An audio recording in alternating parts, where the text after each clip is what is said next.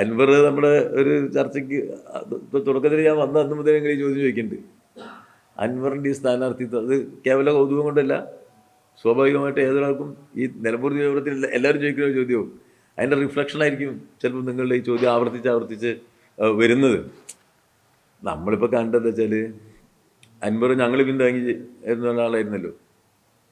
2 തവണ UDF തോൽപ്പിച്ചു. പിന്നീട് അസാധാരണമായ ചില രാഷ്ട്രീയ തീരുമാനങ്ങൾ അദ്ദേഹം എടുത്തു. ഞങ്ങൾ അത്തരം തീരുമാനമെടുത്ത സന്ദർഭത്തിൽ തന്നെ ഞങ്ങളുടെ നിലപാട് വ്യക്തമാക്കുകയും ചെയ്തു. ഞങ്ങളുടെ കൂടെ ധാരാളം സ്വതന്ത്രന്മാർ വരാറുണ്ട്. ആ സ്വതന്ത്ര സ്ഥാനാർത്ഥികളായി ജയിച്ച ആളുകൾക്ക്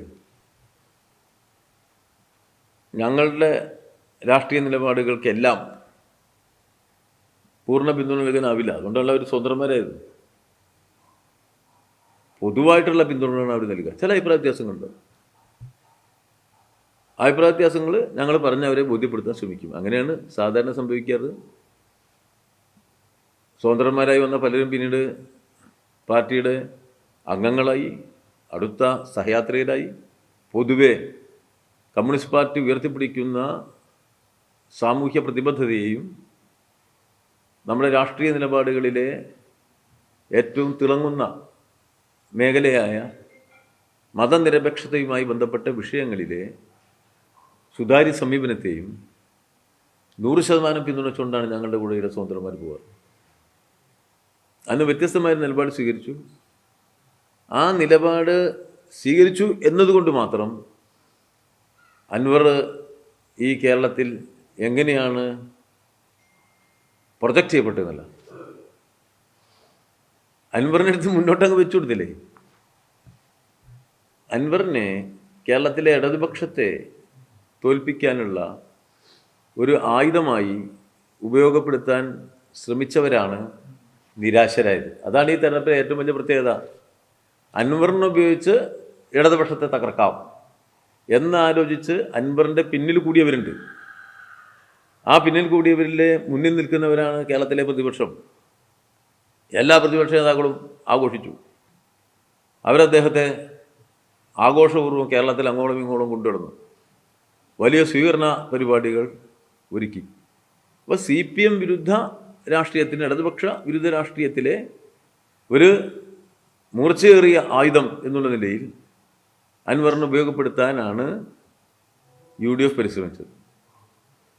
നിങ്ങളൊന്നുമല്ല, നമ്മളെ ചില മാധ്യമ സുഹൃത്തുക്കൾ, അവരാകട്ടെ കിട്ടിപ്പോയി എന്നുള്ള നിലയ്ക്ക് അദ്ദേഹത്തിൻ്റെ എല്ലാ ചലനങ്ങളെയും ഒപ്പിയെടുത്ത് ജനങ്ങളെ അറിയിച്ചു. ഇതാ അൻവർ ബട്ടൺസ് ഇടുന്നു. ഞാൻ നോക്കിയപ്പോൾ ഇങ്ങനെയൊക്കെ പത്രപ്രവർത്തനം നടത്തുമെന്ന് ഞാൻ അന്തം വിട്ടു. ഞാനൊക്കെ എത്ര തവണ ബട്ടൺസ് ഇട്ടു. ഇന്ന് വരെ ഒരാൾ നമ്മൾ ബട്ടൺസ് ഇട്ട് കളിച്ചിട്ടില്ല.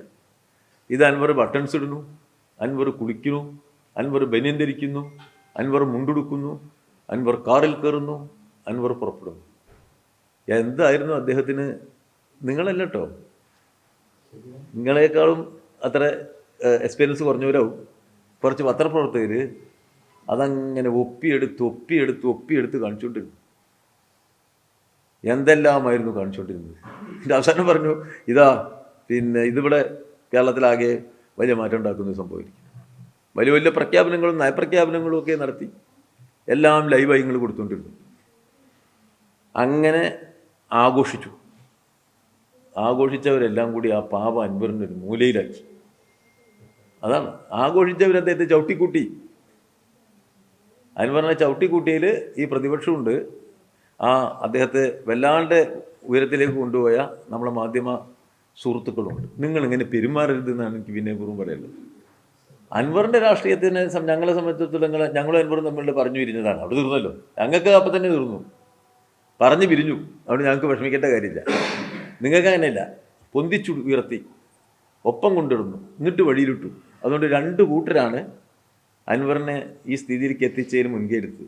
ഒന്ന് കേരളത്തിലെ പ്രതിപക്ഷം, മറ്റൊന്ന് കേരളത്തിലെ ഇടതുപക്ഷ വിരുദ്ധ മാധ്യമങ്ങൾ.